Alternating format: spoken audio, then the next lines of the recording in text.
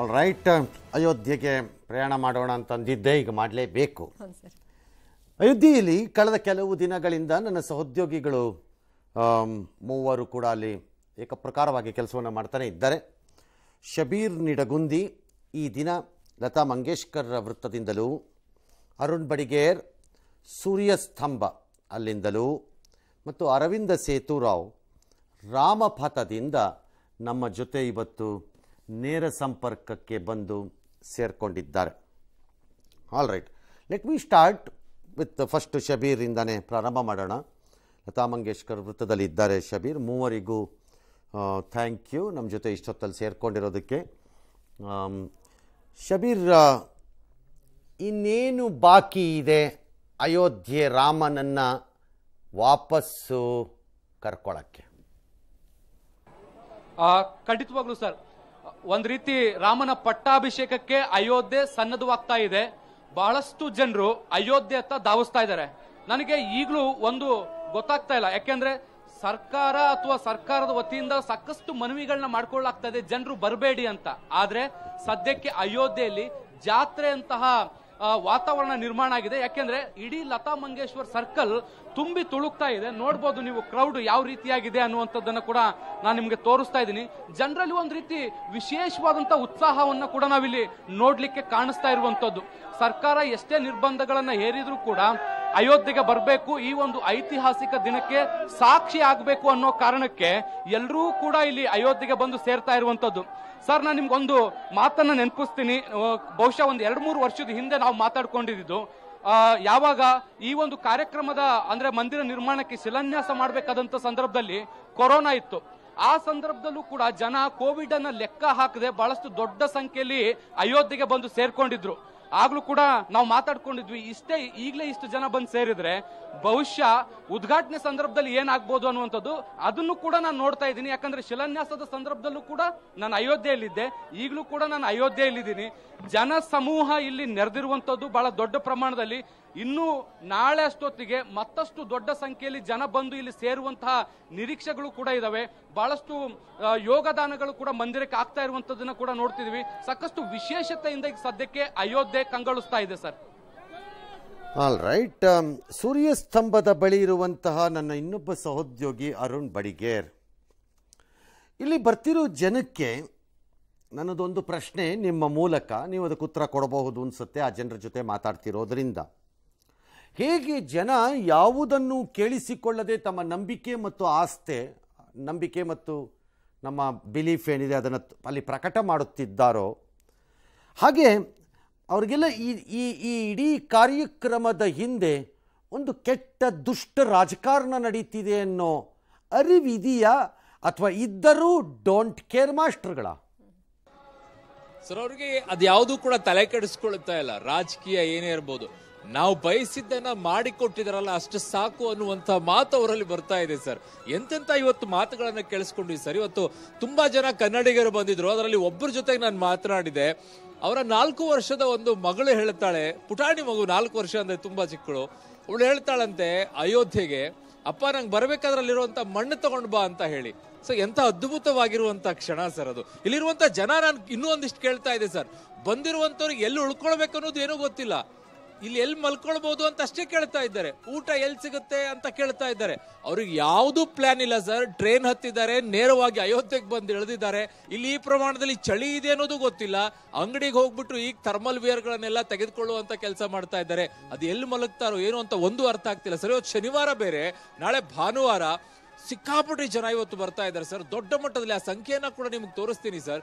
ಯಾವ ಪ್ರಮಾಣದಲ್ಲಿ ಜನ ಅಯೋಧ್ಯೆಗೆ ಹರಿದು ಬರ್ತಾ ಇದ್ದಾರೆ ಅಂತಂದ್ರೆ ಸಾಲು ಸಾಲು ಬ್ಯಾಗ್ ಗಳನ್ನ ಹೊತ್ಕೊಂಡು ಬರ್ತಾ ಇದ್ದಾರೆ ಸರ್. ಕರ್ನಾಟಕದಿಂದಂತೂ ಎಲ್ಲಿ ಹೋದ್ರೂ ಕೂಡ ಕನ್ನಡಿಗರು ಅನ್ನುವಂತ ನಂಬರ್ಸ್ ಗಳೇ ಸಿಗ್ತಾ ಇರೋ ಸರ್. ಮಾತಾಡಿದಲ್ಲೆಲ್ಲ ಕನ್ನಡಿಗರು ಸಿಗ್ತಾ ಇದ್ದಾರೆ.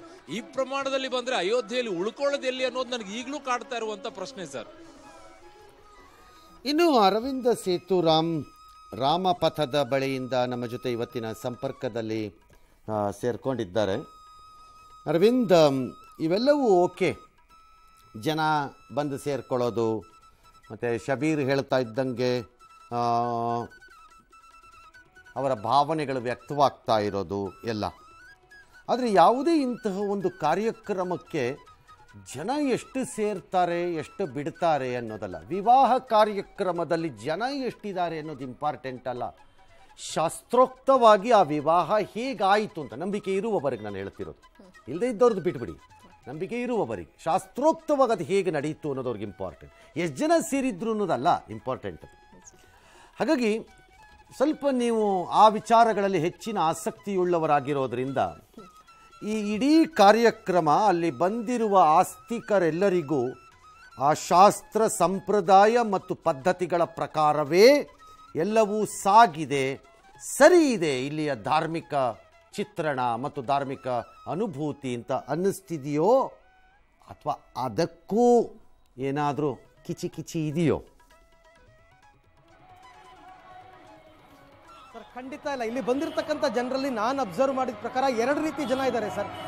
ಒಂದು, ಯಾವ ವಿಚಾರಕ್ಕೂ ತಲೆ ಕೆಡಿಸ್ಕೊಳ್ದೆ ಜೈ ಶ್ರೀರಾಮ್ ಅಂತ ಬಂದು ಇಡೀ ಅಯೋಧ್ಯೆಯಲ್ಲಿ ಅಂದರೆ ಏನೋ ಒಂದು ಗೆಲುವನ್ನು ಸಾಧಿಸಿ ಬಿಟ್ಟಿದ್ದೇವೆ, ನಾವು ಅದನ್ನು ನಾವು ಸಂಭ್ರಮಿಸ್ತಾ ಇದ್ದೀವಿ, ಸೆಲೆಬ್ರೇಟ್ ಮಾಡ್ತಾ ಇದ್ದೀವಿ ಅಂತ ಇಡೀ ಅಯೋಧ್ಯೆಯನ್ನು ಸುತ್ತಾಡ್ತಾ ಇರತಕ್ಕಂಥದ್ದು ಒಂದು ವರ್ಗದ ಜನ. ಎರಡನೇ ವರ್ಗದ ಜನ ಇದ್ದಾರೆ, ಅವರಿಗೆ ನೀವು ಹೇಳಿದಂತಹ ವಿಚಾರದಲ್ಲಿ ಆಸಕ್ತಿ ಇದೆ. ಯಾಕೆ ಅಂತಂದರೆ ಪ್ರತಿ ದಿವಸ ನಾನು ಆಲ್ಮೋಸ್ಟ್ ಪ್ರತಿ ದಿವಸನೂ ರಾಮ ಮಂದಿರದ ಮುಂಭಾಗಕ್ಕೆ ಹೋಗ್ತೀನಿ. ಕೆಲವರಂತೂ ಬೇರೆ ಬೇರೆ ರಾಜ್ಯಗಳಿಂದ ಬಂದಿರತಕ್ಕಂಥವ್ರು ಆಸ್ತಿಕರು ಪ್ರತಿದಿನ ಅಲ್ಲೇ ಇರ್ತಾರೆ. ಅವ್ರೇನು ನಮ್ಮನ್ನು ಕೇಳ್ತಾರೆ, ಅವ್ರು ಈಗೇನು ಪೂಜೆ ನಡೀತಾ ಇದೆ, ಒಳಗಡೆ ಯಾರ್ಯಾರಿದ್ದಾರೆ, ಏನು ಪೂಜೆ ಆಯಿತು, ನಮ್ಮ ಬಳಿ ಇರ್ತಕ್ಕಂಥ ಮಾಹಿತಿಯನ್ನು ನಾವು ಅವ್ರಿಗೆ ಪ್ರತಿನಿತ್ಯ ಕೊಡ್ತಾ ಇರ್ತೀವಿ ಸರ್. ಹಾಗಾಗಿ ಅವ್ರಿಗೆ ಒಳಗಡೆ ಏನು ಯಾಕೆಂದರೆ ಪಾಪ ಅವ್ರನ್ನ ಒಳಗಡೆ ಬಿಡ್ತಾ ಇಲ್ಲ, ಹಾಗಾಗಿ ಅವ್ರಿಗೆ ಕೇಳಿ ತಿಳಿದುಕೊಳ್ಳುವಂತಹ ಕುತೂಹಲ. ಹಾಗಾಗಿ ಎರಡೂ ರೀತಿಯ ಜನ ಇದ್ದಾರೆ. ಕೆಲವರು ಬಂದು ಜಸ್ಟ್ ರಾಮಭಕ್ತಿ ಇದೆ ಎಲ್ಲ ನೋಡಿಕೊಂಡು ಖುಷಿ ಪಟ್ಕೊಂಡು ಹೋಗಬೇಕು ಅಂತಕ್ಕಂಥವ್ರು ಒಂದು ವರ್ಗದ ಜನ. ಆದರೆ ಆಸ್ತಿಕರು ಅದ್ರ ಬಗ್ಗೆ ತುಂಬ ವಿಚಾರ ತಿಳ್ಕೊಂಡು ಎಲ್ಲವೂ ನಡೀತಾ ಇದೆ. ಆಮೇಲೆ ಬಂದವರೆಲ್ಲ ಹೇಳ್ತಾರೆ ನೋಡಿ, ಕೆಲವ್ರ ಹೆಸರನ್ನ ಹೇಳ್ಬಿಟ್ಟು ಇಂಥವ್ರು ಇರಲಿಲ್ಲ ಅಂತಂದರೆ ಇವೆಲ್ಲ ಆಗ್ತಾ ಇರಲಿಲ್ಲ, ಎಲ್ಲವೂ ಆ ದೇವರ ಕೃಪೆ, ಎಲ್ಲವೂ ರಾಮನೇ ನಿಂತು ಮಾಡಿಸ್ತಾ ಇದ್ದಾರೆ, ಸಂತೋಷದಿಂದ ಅಲ್ಲಿಂದ ನಿರ್ಗಮಿಸ್ತಕ್ಕಂಥ ಅಂಥವರು ಅಂತಂದರೆ ಈಗ ಉದಾಹರಣೆಗೆ ನರೇಂದ್ರ ಮೋದಿ ಅವ್ರ ಬಗ್ಗೆ, ಮತ್ತು ಎಸ್ಪೆಷಲಿ ಯೋಗಿ ಆದಿತ್ಯನಾಥ್ ಬಗ್ಗೆ, ಉತ್ತರ ಪ್ರದೇಶ ಮುಖ್ಯಮಂತ್ರಿ ಬಗ್ಗೆ. ಬುಲ್ಡೋಸರ್ ಬಾಬಾ ಇರಲಿಲ್ಲ ಅಂತಂದರೆ ನಾವು ಯಾರೂ ಇಲ್ಲಿ ಸೇರೋಕ್ಕಾಗ್ತಿರ್ಲಿಲ್ಲ, ಅವರಲ್ಲದೆ ಇನ್ಯಾರಿಂದನೂ ಈ ಕೆಲಸ ಮಾಡೋಕ್ಕಾಗ್ತಿರ್ಲಿಲ್ಲ, ಅವರೇ ಸರಿ ಅಂತ ಎಲ್ಲರೂ ನೇರವಾಗಿ ಹೇಳ್ತಾರೆ. All right Shabir, coming back to you. ನೀವು ದೀರ್ಘಕಾಲದಿಂದ ಅಯೋಧ್ಯೆಯನ್ನು ನೋಡಿರುವ ಕಾರಣ ನಾನು ಹೇಳ್ತಾ ಇರೋವಂಥದ್ದು ಅಂದು ಮತ್ತು ಇಂದು. ಅಂದು ಜನರು ಬೇಸರಗೊಂಡಿದ್ದರು, ಇಂದು ಸಹಜವಾಗಿ ಸಂತೋಷದಲ್ಲಿ ಇದ್ದಾರೆ. ಬಟ್ ಅಯೋಧ್ಯೆ ಜನಕ್ಕೆ ಆ ನಂಬಿಕೆ ಬಂದಾಗಿದೆಯಾ? ನಮ್ಮೂರು ಬದಲಾಗಿ ಹೋಯಿತು, ಇನ್ನೇನಿದ್ದರೂ ಉತ್ತರೋತ್ತರವಾಗಿ ನಡೆಯುತ್ತದೆಯೇ ಹೊರತು ಈ ನಗರದ ಬೆಳವಣಿಗೆ ಇನ್ನು ಹಿಂದೆ ತಿರುಗಿ ನೋಡುವ ಪರಿಸ್ಥಿತಿ ಇಲ್ಲವೇ ಇಲ್ಲ ಅನ್ನೋದು ವ್ಯಾಪಾರಿಗಳಿಗೂ ಆ ಊರಿನ ಆ ನಗರದ ವಾಸಿಗಳಿಗೂ ಅವ್ರಿಗೂ ಅನ್ನಿಸ್ತಾ ಇದೆಯಾ? ಖಂಡಿತವಾಗ್ಲೂ ಸರ್, ಇಷ್ಟು ದಿನ ನಾವು ಪಟ್ಟಂತ ಕಷ್ಟ ಅಥವಾ ವನವಾಸ ಏನಿತ್ತು ಅದು ಮುಕ್ತಾಯ ಆಯ್ತು. ಇನ್ಮೇಲೆ ಏನಿದ್ರು ಕೂಡ ಒಂದು ಒಳ್ಳೆ ದಿನಗಳು ಬರುತ್ತೆ ಅನ್ನುವಂತ ನಿರೀಕ್ಷೆಯಲ್ಲಿ ಅಯೋಧ್ಯೆ ಜನರು ಇದ್ದಾರೆ. ಯಾಕೆ ಅಂದ್ರೆ ಬಹಳ ಮುಖ್ಯವಾಗಿ ಇನ್ಫ್ರಾಸ್ಟ್ರಕ್ಚರ್ ಬಹಳ ದೊಡ್ಡ ಪ್ರಮಾಣದಲ್ಲಿ ಇಲ್ಲಿ ಅಭಿವೃದ್ಧಿ ಆಗ್ತಾ ಇರುವಂತದ್ದು. ವಿಮಾನ ನಿಲ್ದಾಣದಿಂದ ಹಿಡಿದು ಬಸ್ ನಿಲ್ದಾಣದವರೆಗೂ ಕೂಡ ಎಲ್ಲವೂ ಕೂಡ ಹೊಸದಾಗಿ ನಿರ್ಮಾಣ ಆಗಿದೆ, ರಸ್ತೆಗಳ ಅಭಿವೃದ್ಧಿ ಆಗಿದೆ, ದೇವಸ್ಥಾನ ನಿರ್ಮಾಣ ಆಗಿರುವಂತಹ ಹಿನ್ನೆಲೆಯಲ್ಲಿ ಇದೊಂದು ಪ್ರವಾಸಿ ತಾಣವಾಗಿ ಕೂಡ ಈಗ ಬದಲಾಗಿದೆ. ಹೀಗಾಗಿ ಸಹಜವಾಗಿ ವ್ಯಾಪಾರ ವಹಿವಾಟುಗಳು ಹೆಚ್ಚುತ್ತೆ ಅನ್ನುವಂತ ನಿರೀಕ್ಷೆಯಲ್ಲಿದ್ದಾರೆ. ಜೊತೆಗೆ ಭೂಮಿಗೆ ಕೂಡ ಬಂಗಾರದ ಬೆಲೆ ಕೂಡ ಇಲ್ಲಿ ಬಂದಿರುವಂತದನ್ನ ಕೂಡ ನಾವು ಗಮನಿಸ್ತಾ ಇದ್ದೀವಿ. ಬಹಳ ಪ್ರಮುಖವಾಗಿ ಬಹಳಷ್ಟು ಉದ್ಯೋಗ ಸೃಷ್ಟಿಯಾಗಬಹುದು ಅನ್ನುವಂಥದ್ದು ಯುವಕರಲ್ಲಿರುವಂತಹ ನಂಬಿಕೆ. ಯಾಕೆ ಅಂದ್ರೆ ನಾನು ಬೇರೆ ಬೇರೆ ಕಡೆ ಮಾತಾಡಿಸಬೇಕಾದಂತ ಸಂದರ್ಭದಲ್ಲಿ ಕೆಲವು ಪೋಷಕರು ಹೇಳ್ತಾ ಇದ್ರು, ನಾವು ಊರು ಬಿಟ್ಟು ನಮ್ಮ ಮಕ್ಕಳನ್ನ ಉದ್ಯೋಗಕ್ಕೆ ಬೇರೆ ಕಡೆ ಕಳಿಸ್ಬೇಕಾಗ್ತಾ ಇತ್ತು, ಈಗ ಪ್ರವಾಸೋದ್ಯಮ ಬಹಳ ದೊಡ್ಡ ಪ್ರಮಾಣದಲ್ಲಿ ಏರಿಕೆ ಆಗ್ತಾ ಇರುವಂತಹ ಹಿನ್ನೆಲೆಯಲ್ಲಿ ನಾವು ಊರು ಬಿಟ್ಟು ಹೋಗುವಂತ ಅನಿವಾರ್ಯತೆಗಳು ಬರಲ್ಲ ಅನ್ನುವಂತಹ ಅಭಿಪ್ರಾಯಗಳನ್ನ ವ್ಯಕ್ತಪಡಿಸ್ತಾ ಇದ್ರು. ಇದ್ರ ಜೊತೆಗೆ ನಾವು ಬೇರೆ ಎಲ್ಲೂ ಹೋಗೋ ಅಗತ್ಯಗಳಿಲ್ಲ, ಮತ್ತೆ ಈ ಊರು ಸಂಪೂರ್ಣವಾಗಿ ಬದಲಾಗ್ತಾ ಇದೆ, ನಾವು ಇಲ್ಲೇ ಒಂದು ಉತ್ತಮವಾದಂತ ಜೀವನವನ್ನು ಮುಂದಿನ ದಿನಗಳಲ್ಲಿ ಕಂಡುಕೊಳ್ಬಹುದು ಅನ್ನುವಂತ ನಂಬಿಕೆಗಳಿದಾವೆ. ಮತ್ತೆ ನಾನು ಮೆನ್ಷನ್ ಮಾಡಿ ಹೇಳ್ತೀನಿ, ಇದು ಕೇವಲ ಒಂದು ವರ್ಗದ ನಂಬಿಕೆ ಅಲ್ಲ, ಇಲ್ಲಿರುವಂತಹ ಪ್ರತಿಯೊಬ್ಬರ ನಂಬಿಕೆಯು, ಇದರಲ್ಲಿ ಎಲ್ಲಾ ಧರ್ಮಗಳು ಎಲ್ಲಾ ಜಾತಿಗಳು ಕೂಡ ಒಳಗೊಂಡಿರುವಂತದ್ದು. ಯಾಕಂದ್ರೆ ನಾನು ಬೇರೆ ಬೇರೆ ತರದವ್ರನ್ನ ಎಲ್ಲರನ್ನೂ ಕೂಡ ಮಾತಾಡಿಸಿ ನೋಡಿದ್ದೀನಿ, ಎಲ್ಲರಲ್ಲೂ ಕೂಡ ಇದೆ ಈ ರೀತಿಯಾದಂತಹ ವಿವಾದಗಳು. ಅಥವಾ ಅಯೋಧ್ಯೆ ಅಂದ್ರೆ ಒಂದು ರೀತಿ ವಿವಾದಿತ ಊರು ಅನ್ನೋ ರೀತಿಯಲ್ಲಿ ಈ ಹಿಂದೆ ನೋಡ್ಲಾಗ್ತಾ ಇತ್ತು. ಆದ್ರೆ ಈಗ ಅದು ರಾಮನ ತವರಾಗಿ ಒಂದು ಬದಲಾಗ್ತಾ ಇರುವಂತದ್ದು. ಹೀಗಾಗಿ ಒಂದು ಮುಂದಿನ ದಿನಗಳಲ್ಲಿ ಅಭಿವೃದ್ಧಿ ಅನ್ನುವಂಥದ್ದು ಹೆಚ್ಚಾಗಿ ಕಂಡು ಬರುತ್ತೆ. ಎಲ್ಲ ಊರುಗಳಂತೆ ಅಯೋಧ್ಯೆಯು ಕೂಡ ಒಂದು ದೊಡ್ಡ ನಗರವಾಗಿ ಬೆಳೆಯುತ್ತೆ. ಹೀಗಾಗಿ ನಮ್ಮ ಮಕ್ಕಳು ಅಥವಾ ನಮ್ಮ ನೆಕ್ಸ್ಟ್ ಜನರೇಷನ್ ಏನಿದೆ, ನಾವು ಪಟ್ಟಂತ ಕಷ್ಟವನ್ನ ಪಡ್ಲಿಕ್ಕಿಲ್ಲ. ಹಾಗಾಗಿ ಅವ್ರಿಗೊಂದು ಉತ್ತಮ ಜೀವನ ಅಯೋಧ್ಯೆಯಲ್ಲಿ ಕಂಡುಕೊಳ್ಬಹುದು ಅನ್ನುವಂತ ವಿಶ್ವಾಸದಲ್ಲಿದ್ದಾರೆ ಸರ್. ಅಭಿವೃದ್ಧಿ ಆದಾಗ ಅದಕ್ಕೆ ಜಾತಿ ಧರ್ಮಗಳ ಅಡ್ಡ ಬರಲ್ಲ.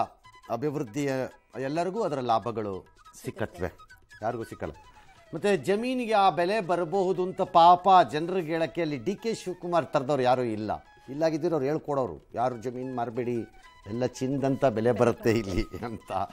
ಆಲ್ ರೈಟ್, ಎಲ್ಲಿಯೋ ಲೆಟ್ ಪೀಪಲ್ ಎಂಜಾಯ್. ಬಟ್ ನನಗದೊಂದು ಖುಷಿ ಆಯಿತು ಶಬೀರ್, ನಿಮ್ಮ ವಾದ ಎಲ್ಲರಿಗೂ ಒಂದೇ ಅನ್ನಿಸ್ತಾ ಇದೆ ಅನ್ನೋದು. ಎರಡನೇದು, ವಿವಾದದ ಊರು ಅನ್ನಿಸಿಕೊಂಡಿದ್ದು ಹೇಗೆ ನಂಬಿಕೆಯ ಕೇಂದ್ರ ಸ್ಥಾನವಾಗಿ ಪರಿವರ್ತನೆಯಾಗಿ from a negative to a positive side, ಅಮಾವಾಸ್ಯೆಯಿಂದ ಪೌರ್ಣಿಮೆ ಕಡೆಗೆ ಹೋಗುತ್ತೆ ಅಂತ ಅನ್ನಿಸ್ತು ನನಗೆ. Well done, that's a good analysis. Arun Badiger ಅವರು ಹೇಳ್ತಿದ್ರು, ಜನ ಊರ್ನವರೆಲ್ಲ ಒಪ್ಪಿದ್ದಾರೆ, ಅಭಿವೃದ್ಧಿ ಆಗುತ್ತೆ, ನಮಗೆ ಭವಿಷ್ಯ ಇದೆ ಅಂತ ಜನ ಭಾವಿಸಿದ್ದಾರೆ ಇಲ್ಲಿ ಅಂತ. ದ್ಯಾಟ್ಸ್ ಓಕೆ, ಅದಾಗಲೇಬೇಕು, ಅದು ನ್ಯಾಚುರಲಿ.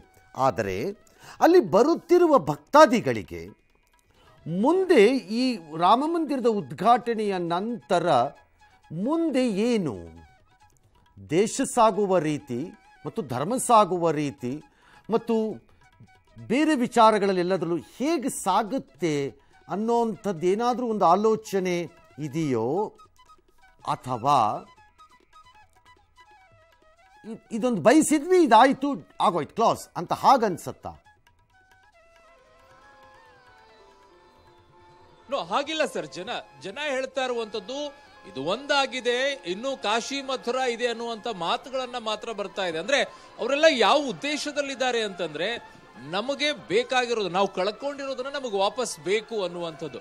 ಅಯೋಧ್ಯೆಯ ವಿಚಾರದಲ್ಲಿ ಬರೋದಾದ್ರೆ ಈಗಾಗಲೇ ಶಬೀರ್ ಹೇಳ್ತಾ ಇರೋ ರೀತಿಯಲ್ಲಿ ಇಲ್ಲಿರುವಂತಹ ಜನರಿಗೆ ಬಹಳಷ್ಟು ಅನುಕೂಲ ಆಗಿದೆ ಅಂತ ಹೇಳಿ. ಬಟ್ ಇಲ್ಲಿಗೆ ಬರುವಂತ ಜನ ಹೇಳುವಂತ ರೀತಿಗಳನ್ನ ಕೇಳಿಸ್ಕೊಳ್ತಾ ಇದ್ರೆ ದೇರ್ ಸಮಥಿಂಗ್, ಅವ್ರು ಬೇರೆ ಥಾಟ್ಗಳಲ್ಲೇ ಇದ್ದಾರೆ.